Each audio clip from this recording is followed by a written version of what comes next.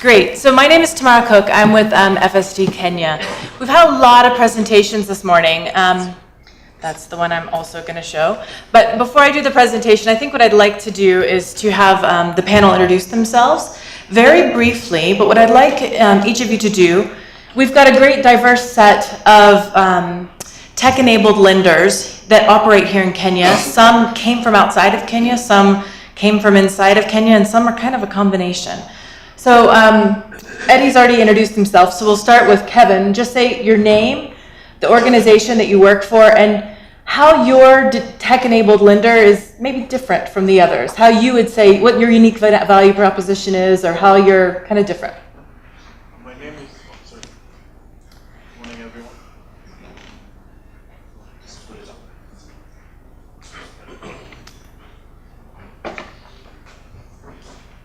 And if you talk too long, I'm going to cut you off because everyone wants coffee. My name is Kevin Mutiso. I'm the CEO of a company called Alternative Circle. Our mobile lending platform is called Shika, and what's different about it is we plug lending institutions. We give up lending institutions an end-to-end mobile lending solution. So basically, we built the front end together with Credit Info, who are our shareholders. We've done all the decisioning, the analytics, the collections. And then the lenders plug in their balance sheet and we on-lend them. Thank you. Dan? Good morning. My name is Dan Karuga. I am the GM for East Africa for branch. We provide micro loans for 250 shilling to 70,000. We are available on Android phone. One thing about us is we don't have origination fees. We don't charge late fees. There's no loan for fees for customers want to target loans. Thank you. Rose? Good morning. My name is Rose Muturi. I am the regional manager for Tala East Africa. So we define ourselves as a data science and a technology company that also happens to be giving out microloans. And our core principle is actually creating financial identities to the underserved globally. So bringing people into the financial market. Hello everyone, my name is Michael Kimani. It's interesting today we've been talking about social networks, but no one mentioned the offline social networks known as chamas. So I come from a company called Chama Pesa that's helping chamas digitize their records and their processes. And effectively for lenders, that means we are creating a new platform for them to find new customers to lend to. We're also creating a new model that could possibly allow B2B lending between channels. Thank you. Great. So what I'm going to do is I'm going to start with some data from FSD Kenya and CGAP that's looking at digital credit from the demand side. So over the last day or so, we've seen some data that's come from the credit reference bureaus about the data that's reported to them, but this is really coming from the consumer perspective. For those of you who don't know FSD Kenya, we are a special purpose vehicle that is all about creating value through financial inclusion. We want to see Kenyans be able to grow, be more resilient, and have higher well-being through sustainable improvements in their lives. And we believe that finance is one tool that can help people do that. We've already heard this, but digital credit has experienced explosive growth in Kenya and Tanzania over the last few years. And you've already seen these statistics and you're familiar with them. I'm going to be presenting, yesterday we heard about this. So when I put in Kenya loans in my Play Store, this is what came up. Interestingly, almost nobody who's on this panel actually came up when I searched this. And some of these are, well, you might want to target them with your data protection laws. But this is looking at the data that I mentioned. So this is a phone survey that was done. So it is only representative of phone owners in Kenya and Tanzania. On the left side, you see Tanzania. On the right side, you see Kenya. This data was done, collected a little over a year ago. And so things have changed since then. But even at that time, 21% of Tanzanians who owned a phone had used digital credit, and 35% of Kenyans who had a phone had used digital credit.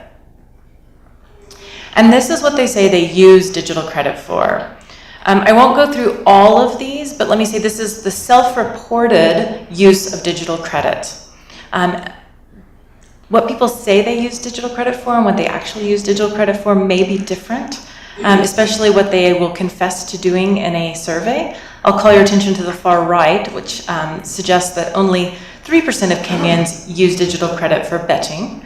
But at the same time, 35% of them use it for managing day-to-day. And could it be that because they spent all their money betting but didn't win, they needed a little bit of money to help them manage day-to-day? I'd also like to point out that in Tanzania, the second highest use for digital credit is to purchase airtime. I think a little bit of a telling fact.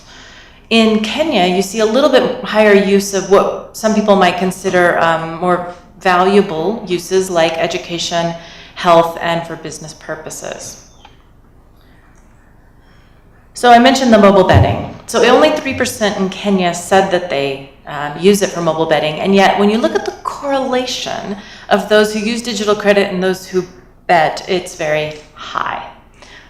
I'll leave you to make your own conclusions. So we asked the digital borrowers how many had repaid a loan late and how many had defaulted on a loan. As you can see, about half have repaid a loan late, and in Tanzania, about a third have defaulted on a loan, and in Kenya, 12% confess to defaulting on a loan. These, I think, have been correlated with the supply side data that we heard yesterday as far as late repayments and defaults. And then this, I think, is important for us to think about as we consider some of the questions that were raised by the governor yesterday that we're going to talk about on the panel. But what did the digital borrowers do to repay loans? And what we see is that some are reducing food purchases. They're borrowing from others to repay, skipping school fees, selling assets, or foregoing medical treatment. One of the things about digital credit that I think is interesting, and I want to refer to what Michael was talking about with chamas. With chamas, and when you're borrowing from friends and family, you have a negotiability that you don't have necessarily with digital platforms, where you can say, hey, I'm going to sell this thing, but the guy hasn't shown up, and so can I pay you tomorrow? But you can't really do that with digital borrowers. At the same time, I care more about my neighbor who I've borrowed from maybe and my reputation with that person than I do with a nameless digital credit borrower. And so these two social dynamics of borrowing, I think, work against each other in some ways to determine where does my digital loan fall in the stack of things that I'm going to repay. Something we can keep in mind as we think about customer-centric business models. Digital borrowers who reported each issue. So this is looking at, did people feel somehow wronged during the process? Were they charged fees they didn't expect? Did the lender take money they weren't expecting, or did they fully understand the costs? And all of this data will be available on the FSD Kenya website and the forthcoming paper that will be published by CGAP and FSD Kenya. This is looking at why do borrowers contact customer care. Interestingly, two of the big reasons are, can I get a higher loan limit, and why don't I qualify for more? But we also see some things around reporting to the credit bureau, complaining about unexpected charges. I think there's a real difference between Tanzania and Kenya and the credit bureau. And interestingly, I think the Kenyan credit bureau has been around a little bit longer, and so maybe is a little bit more robust. I'm not sure. We can talk about that. I wanted to bring this in because this is about digital loans and non-digital loans. So for those who are digital borrowers, how many loans do they have at the time of the survey? So some people had 0. And I think that's useful. I think that's one of the great things about digital loans is you don't always have to have one. You've got access to it when you need it. So in this case, about a third of the people who had borrowed weren't currently borrowing from anyone, including a digital credit provider. You can see how many had one and then how many had multiple. But these aren't just from other digital providers, it's from lots of places. So the biggest area in both Kenya and Tanzania was from a friend, a family member, a neighbor. And the second largest in both was a savings group, some sort of informal group, whether it's a chama or some sort of informal group. And then you can see banks. In Kenya, SACCOs are significant, and the others.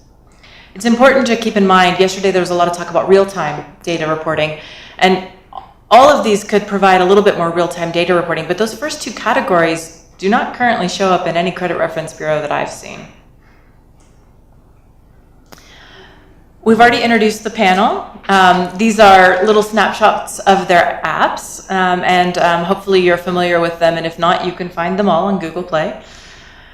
And these are the questions that I want us to turn to now, and I'll have to stand on the panel so I don't displace anyone from their seat. But yesterday we heard from the governor these 4 questions, these 4 pillars from the central bank, and I thought they would be a good way for us to start our conversation today. But before we jump into these, did anybody from the panel want to react to any of the data that I just presented? I shared it with you earlier. Please go ahead, Michael. I guess for me it's the slide about the digital borrowers showing friends and family and social service groups. So I'd categorize those two as the same because we think friends and family members and neighbors, those are people who could potentially be in a channel group. Perhaps what they're lacking is just a tool to help them to get into a group. So I combine those two first groups. Which would make it even bigger. Yeah. Anyone else want to react, or Eddie? No, I think it was very interesting data. I think there's 2 things stood out. One is it's very difficult to find where trust loops exist. You can see people borrowing from friends and family. For instance, I got a haircut on Saturday. I still haven't paid my barber. So how do financial institutions, let alone fintechs, access such a trust loop? And I think it's more prevalent than even where cash is transacted. I think the second thing that jumped out is that increasingly as we get on, credit will evolve into being an utility. Yeah. Who may be familiar with the Kenya Financial Diaries that FST Kenya did, we tracked financial flows for households. And one of the largest and most used financial devices that we saw were negotiable rent, or barbers, or shopkeepers. It's that idea that that is a financial device. I don't have the money right now, but you know me, and you know I'll pay. And that's a really valuable financial device. Great, anyone else? Otherwise, I'll go to the questions. Great, so what Eddie referred to how the governor yesterday suggested that he did not like the word disruptive, but if we were going to use the word disruptive, let's use it in how to be disruptive in customer engagement. And so as we think about kind of customer-centric business models for digital credit, where do you think this industry could go? Where are there opportunities for being more disruptive in customer engagement with tech-enabled lending? Rose, do you want to start?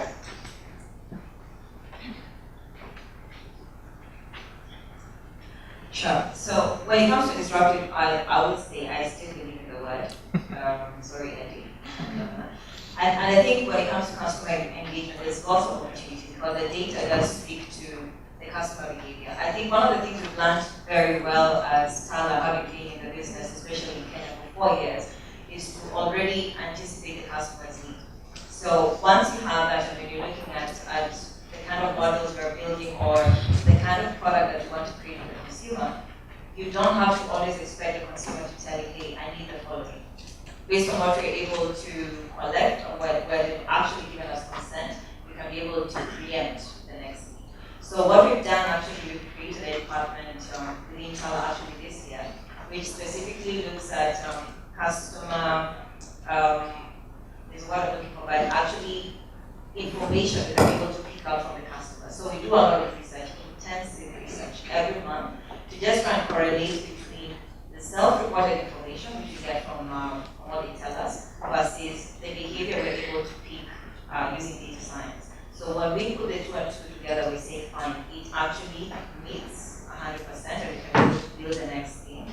So by the time they come and tell us, like what you've shown in the slides, if they wish to raise a point, maybe do they need a better rate, do they need a higher limit and so on, we've already anticipated it. We've already actually been able to go back to them and tell them, well done, this is our reward that we're able to give you. So the data does, preempt that discussion. Dan, do you have any examples of where Branch has gotten feedback or seen something from customers and then maybe adapted or changed the offering? We see this all the time. And incidences is when customers are not able to pay the installment on time. So they will get in touch with us and we will engage them and be able to schedule some of their loans. you want to add anything? When it comes to customer engagement, I think we also need to think about the customer from the point of what do they use Monami for. I think sometimes what we've done at Shika, which is a marketplace, what we're trying to do is we're trying to make sure that the customer gets the amount of money they can afford to repay. Because one of the challenges that the customer is facing in this market is over-indebtedness. One of the slides you showed was the number of multiple loans that a customer has. The other thing about disruptive customer engagement is the customer's experience on this digital platform. What kind of products, additional products can we add on top of the current ones that we offer? Should we start doing consumer lending? Should we start doing trade finance, or combined lending like Chamakasa is doing? So I think those are some of the disruptive customer engagement techniques we can use. Michael, you're basically built on customer engagement. Tell us how you're Yes. thinking about this. So first of all, I'd like to say we are not really a lending company. We just provide a platform for charmers, but we do provide a way for companies like Opera or the guys sitting next to me to plug into this platform. So my point about customer engagement would be how we look at the customer.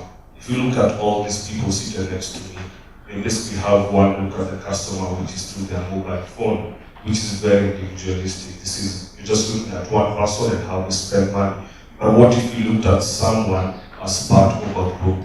What kind of things become possible? What kind of products become possible? We really think that the way people tend to organize themselves in this economy into groups, sometimes it's through their professions. It could be Buddha riders, it could be women in trade. And this, for example, solves two problems that the lenders are having, the digital lenders are having a problem with. One is how to know, to price someone, how much loan can you give them, can they pay back? And if someone is taking a loan through a Chama group, and there's that element of a group guarantee, they're more likely to repay that loan because there are social consequences for not repaying. The other point would be lending through groups of professionals, like bodas or mamambogas. You're able to do what we call purpose lending. So you're lending for inventory, which is one of the points that came up as one of the reasons why people grow. So, yeah. Eddie, did you want to add anything? No, just to emphasize the purpose lending. I think for customer centricity, it's just try and get to the customer to tell you what they need the money for, and you do that. Great. And actually ties in pretty well with financial literacy. This morning we saw some great slides about the use of social media and the bank's reactions on social media. I'm curious, what kind of complaints do you get through social media, and how do you engage with them? What's your engagement model through your customers on social media? Let me start with that one. So, when it comes to social media, and I think what we've seen, Facebook, of course, being more popular than Twitter, at least for Kala, most of the customers will complain about why they did not get the facility. I won't call them customers, I'll say users will say last why they did not get the facility. Then another popular one is usually something called batch numbers. Please, CRP. Why does a customer need to understand the batch number? I'm just asking. But most of the time they will come and tell us where is the batch number. I think it's just the whole process by which we have to submit information to the credit bureaus. And that goes back to what we've really been asking. Real-time reporting. Within 2 days, we already find tens of thousands of customers have repaid. By the time the month is ending, where we have to do a monthly submission, a lot has happened. So if you're supposed to fit in a box that already exists for the conventional banking system, it doesn't work very well, yet we as Kala have said we are creating financial identities, and that's why we intentionally report both positive and negative credit information. So when we get that complaint, we try our best to make sure that we ease the pain for the consumer. But then again, when it comes to why did I not get a loan, we are able to advise the consumer. Maybe they are very new onto the platform, we can tell them to come back after a few days. Perhaps if they had applied and did not repay on time, we also educate them on the importance of Rose, yesterday you shared a story with me about positive listing and how that can potentially have a negative impact on your customers. Can you please tell us more about that? Yes. So currently we're facing an issue where our customers, because like I mentioned, we do submit full file data, they are being rejected by some banks because of the positive information on the credit report. Now that we find very bizarre because according to when we had a discussion with a particular credit bureau, they said it's probably an education issue on the banking side. The moment they see TALA, they assume this is a default and they need to clear. So these customers, actually one gave us an example and said, it's like taking my name to a prison and telling the wardens, this customer is a good customer, please do not customer, this citizen is a good citizen, please do not arrest them at any point in time. So they feel, for us as digital lenders submitting their positive data, it's affecting them negatively. Yet we want to actually have a positive impact on their lives. Great. Go ahead, Chris.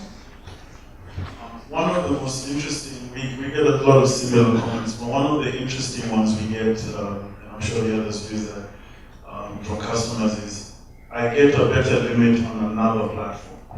And one of the things we try to do with that kind of customer complaint is educate them as to why they shouldn't have two limits, two different digital lenders, and why over-indebtedness is dangerous for them. And so we created a process where we educate the customer as to why over-indebtedness is a problem. Great. Go ahead, Dan. I was going to say that the problem is pretty much similar to what was mentioned. Customers complaining about the non-amount they couldn't qualify for.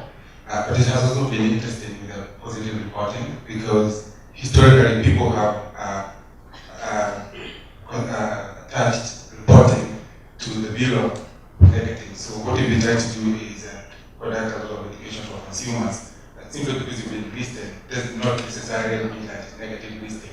But this is something people have to get used to, but we have to continue educating the consumers what the benefits of.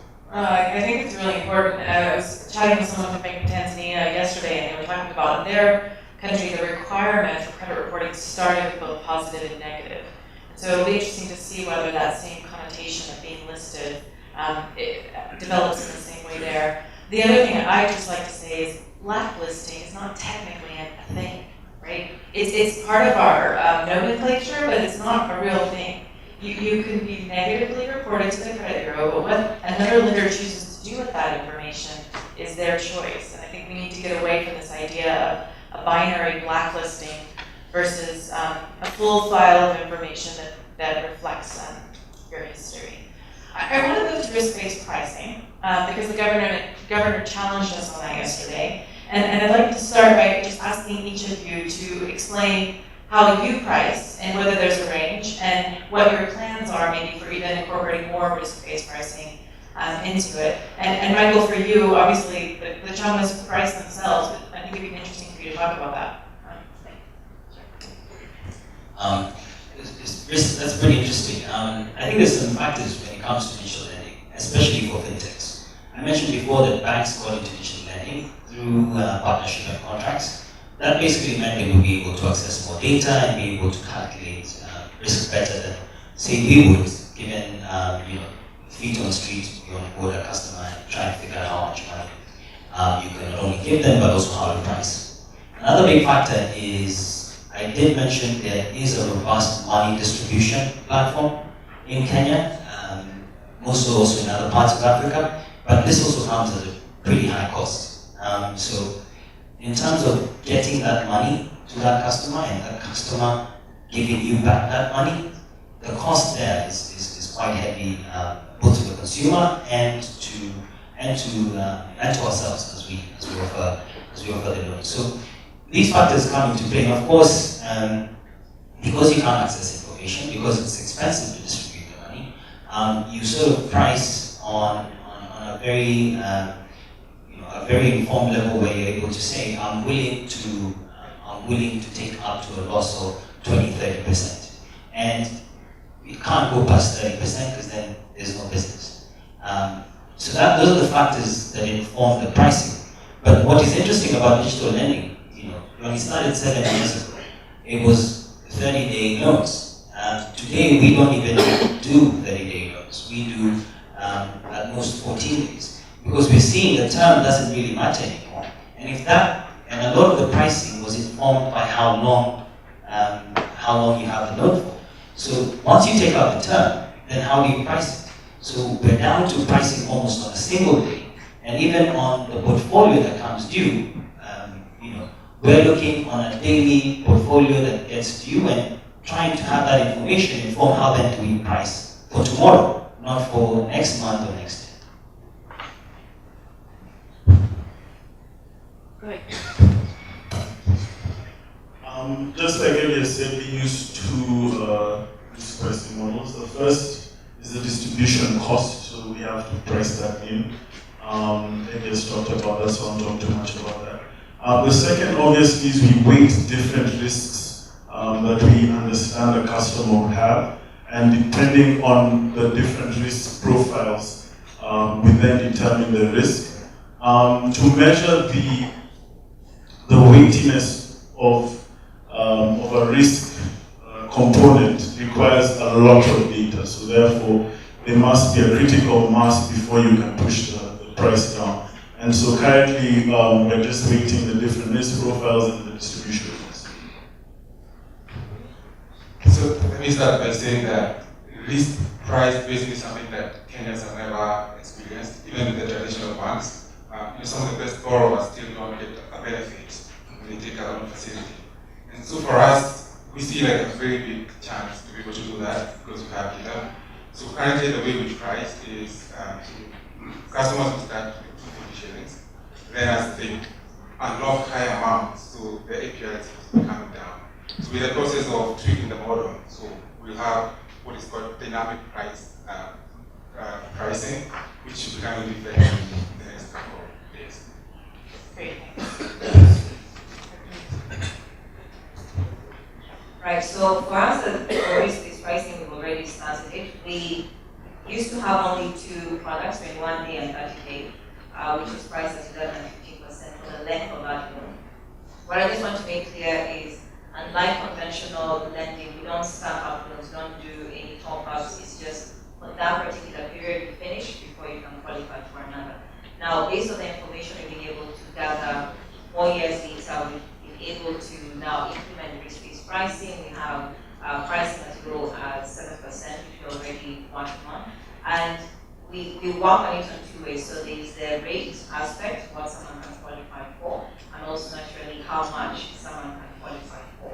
And this goes hand in hand with the education aspect, because we don't want to, which as mentioned before, we don't want to over-indebt someone. So by the time we're increasing the tenor for them, or increasing the limit they can qualify for, or reducing the rate, we ensure that they fully understand what they're signing up to.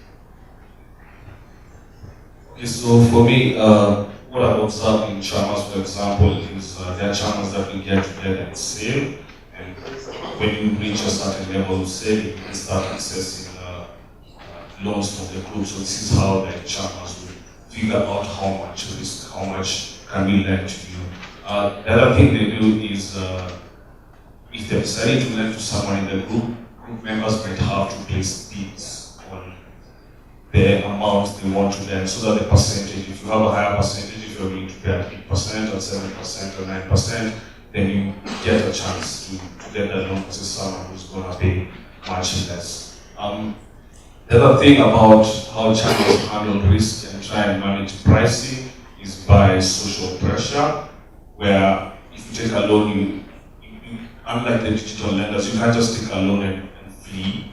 These are people you're going to meet regularly, the people you work next to, so that also helps limits the risk on those loans. So I've been thinking about how digital lenders can tap into this, and one of the ways I've thought about this is possibly if a group member wants to take a loan for something, perhaps a digital lender can come and chop up that loan, because they're basically leveraging this Chama algorithm to lend to this person. So if the Chama is willing to lend to this person, then as a digital lender, perhaps you have a better chance of getting paid on the loan. So Actually, I'm personally trying to see how digital lenders can tap into this new Chama market that uses this Chama algorithm for lending.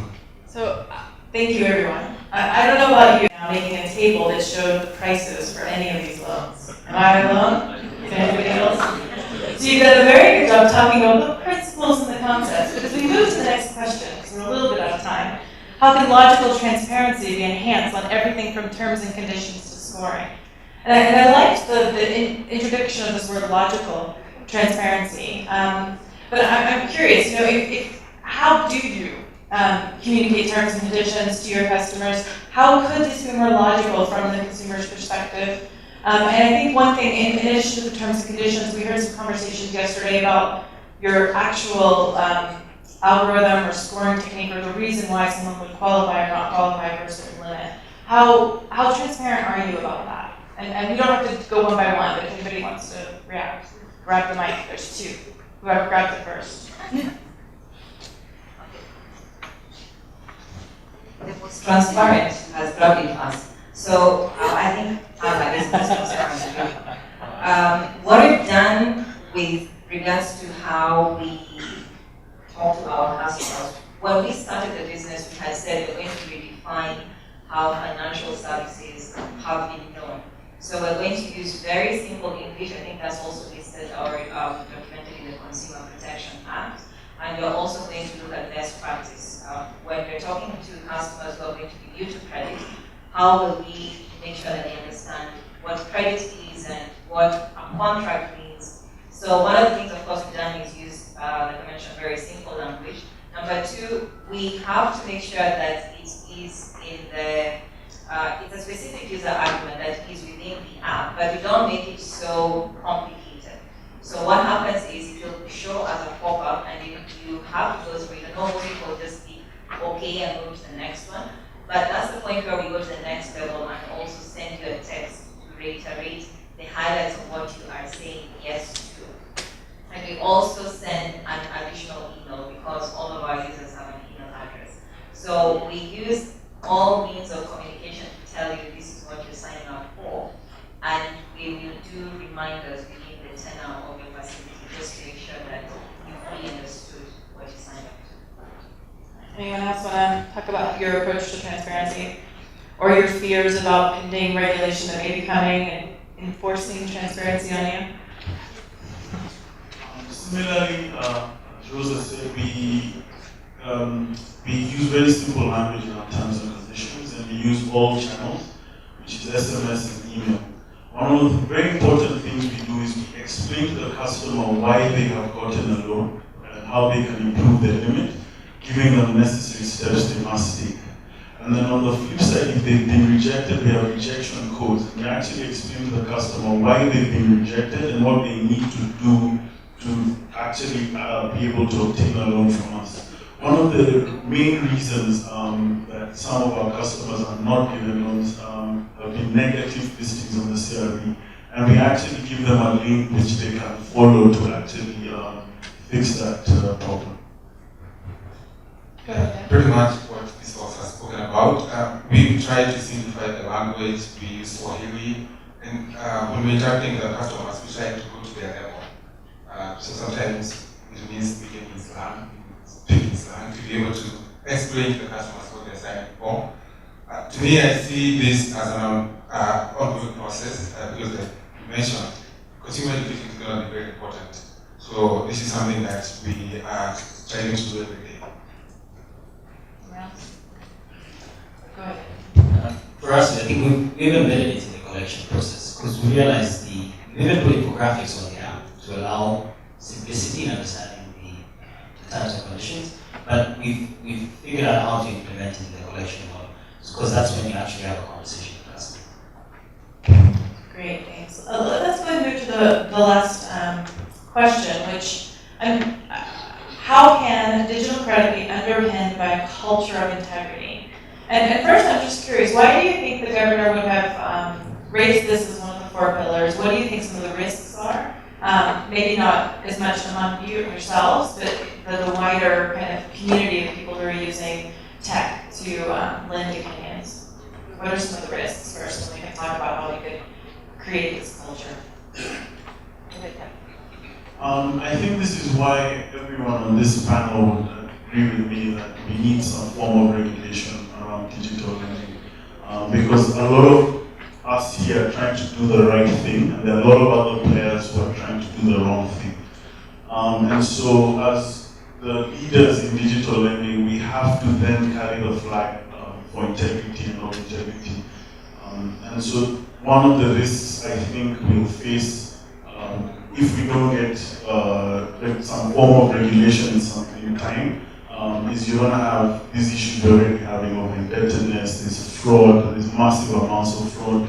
I think everyone here has a duplicate app on the Play Store with the exact same name. And so when we start having fixing problems like that as the leaders, I think we're going to then create a culture of integrity.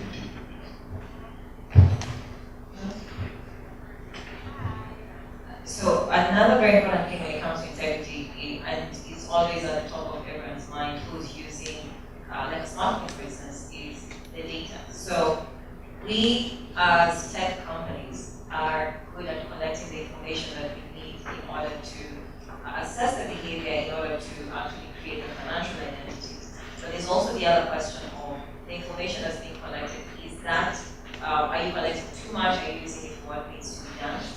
So as a regulation comes in, which we as SADA are also embracing to make sure that the consumer is heavily protected, we also want to make sure that it doesn't come in to impede any technology when it comes to innovation. So it has to go hand in hand.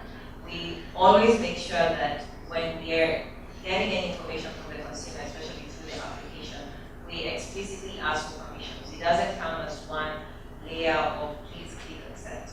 We do it in 3 phases where the customer has to say yes at least 3 times to understand fully what they are allowing us to collect. Now again, we may not be the only ones who are doing that, that's fine, but there are also very many digital platforms that are collecting so much information, having not particularly using it for input. So I think that's where the government was coming from. When you get the data, just make sure you're getting what you need and the consumer is fully aware. So that's something that we'll always be alive to, especially as data science companies, and we already have step ahead trying to solve that. So regarding Chalmers, we find that Chalmers already, they have a very strict code of how records are managed. So whatever activity the Chalmers are doing within that group, that information is only accessible to the Chalmers. And if anyone wants to access that information, they usually have to come and ask the Chalmer for permission, and the Chalmer might have to sit down and agree, and this consensus that this information is shared. I'll give an example of how serious this is, because there's some groups where one woman was found to share information from that group with the husband of one of our members, and this led to domestic problems. So that's how serious it is. So at our company, we're a privacy-first company where we don't even have access to the information that Chalmers store. Only the Chalmers have information, and every member has a copy of this information stored in their phone, so that if someone wants to come and access this information, they first have to ask the group for permission. And then if the group says yes, then that information can be shared. So that's how we're getting ahead of this conversation about digital privacy.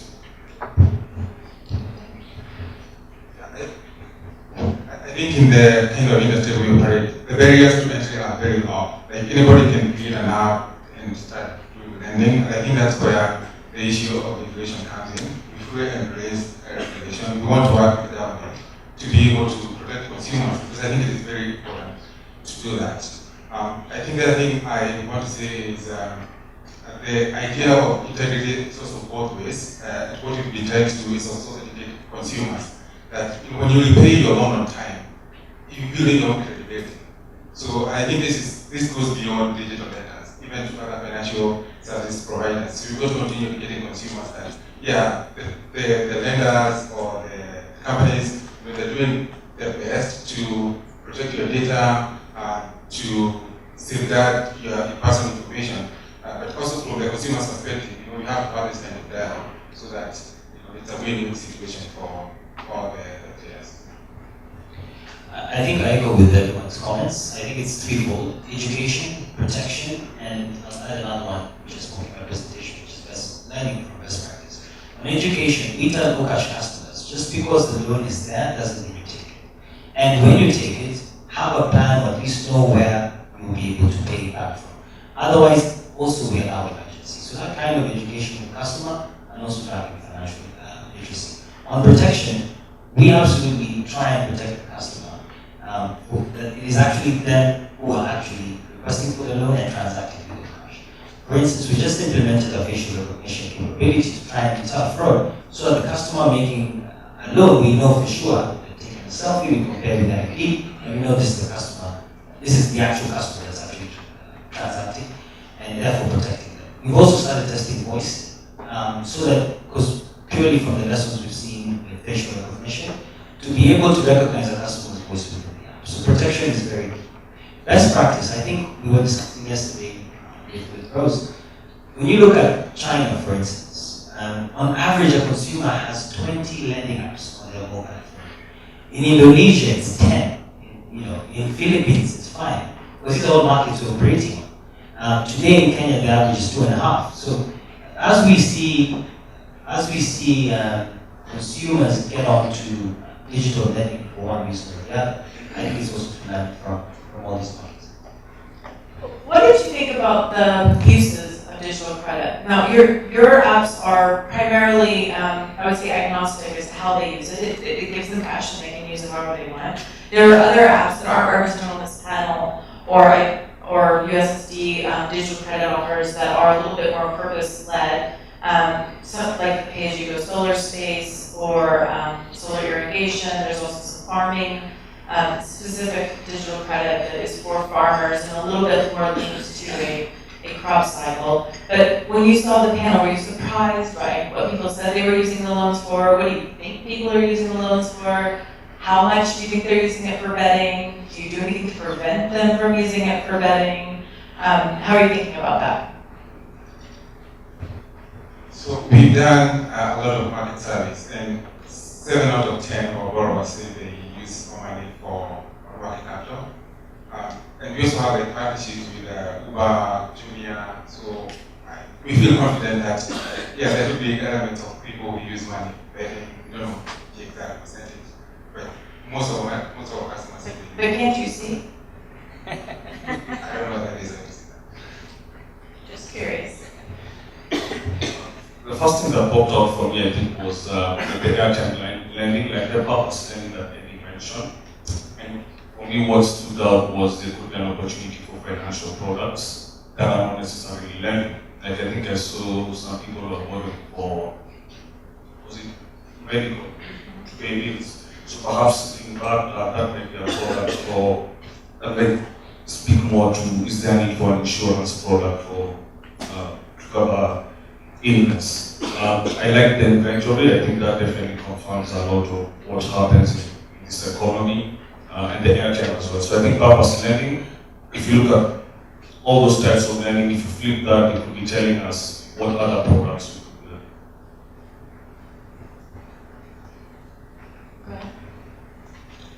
So I remember there's a comment actually the president made in 2016 when we were talking about digital inclusion, and he actually mentioned that much as lending has started becoming the rage in the country, we haven't scratched the surface yet.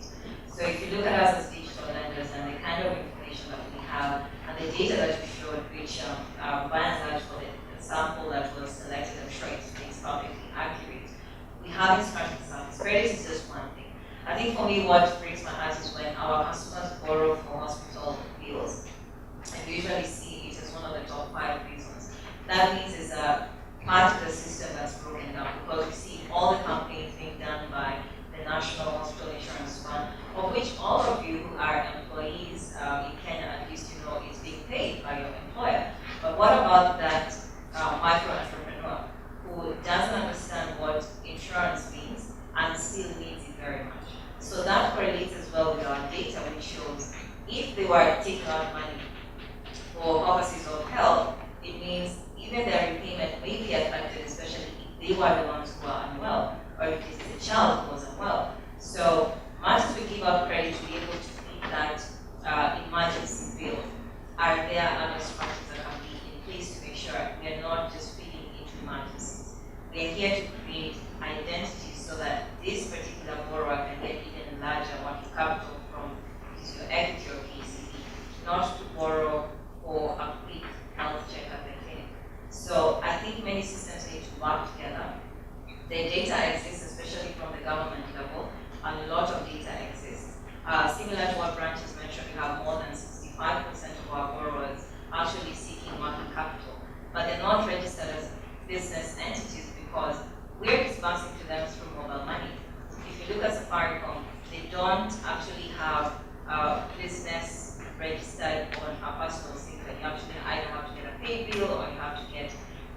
more complicated for that micro entrepreneur.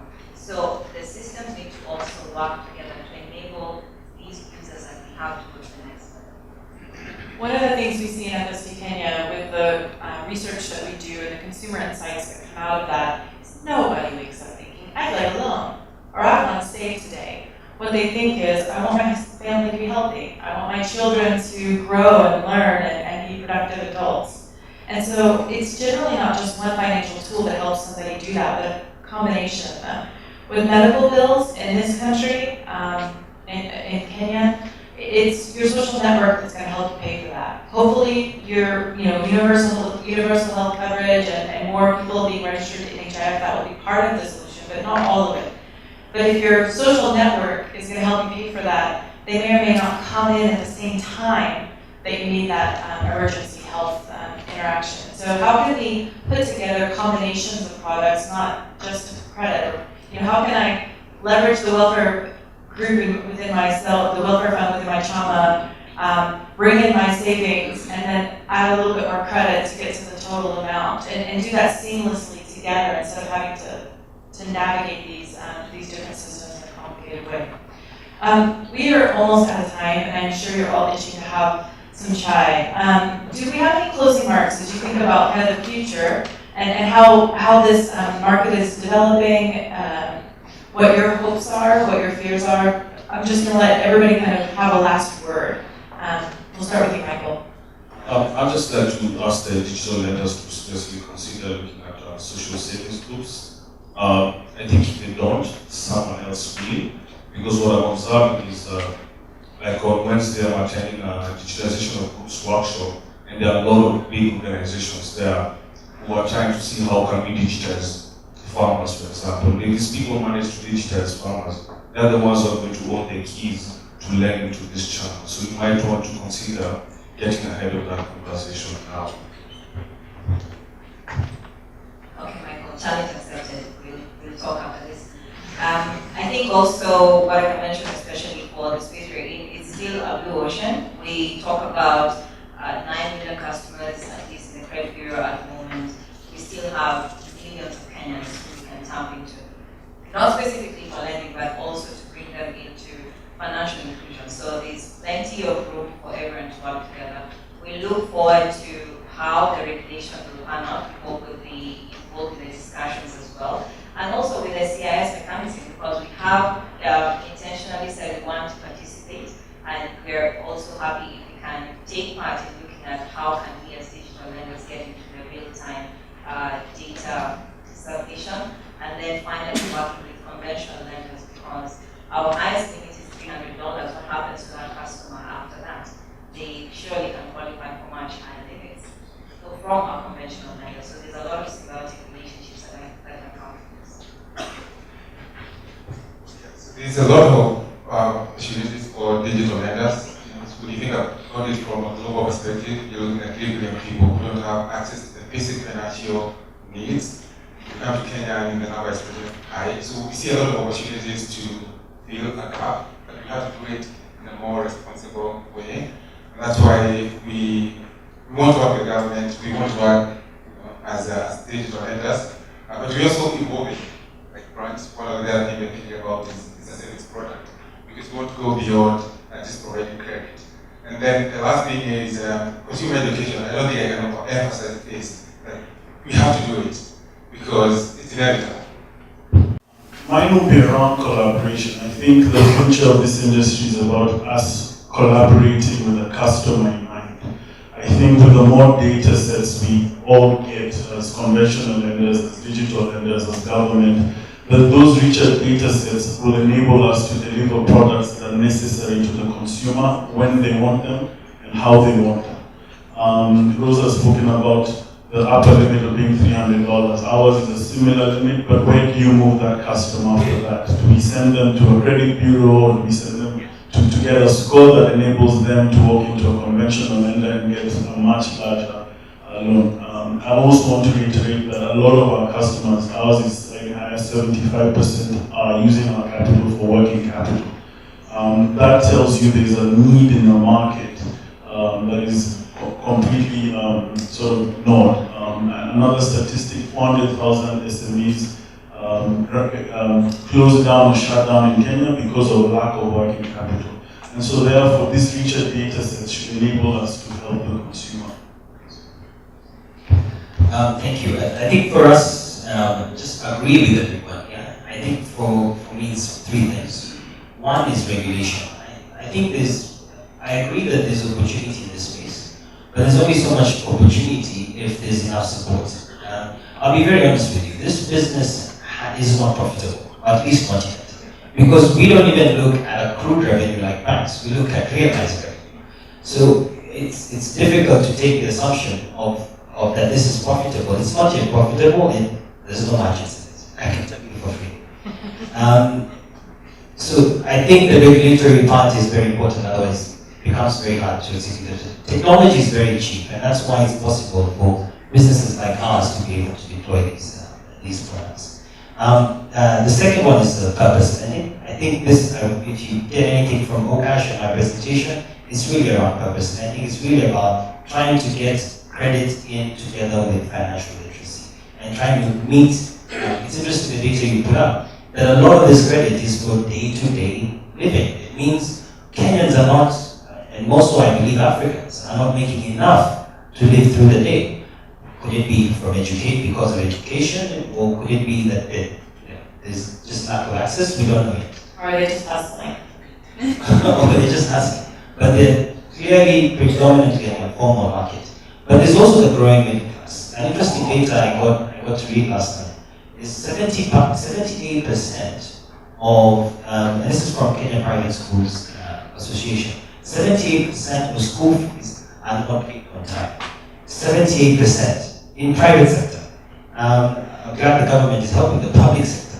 But even within the middle class, there's some literacy problem happening there. And I think it's been intentionally switched on.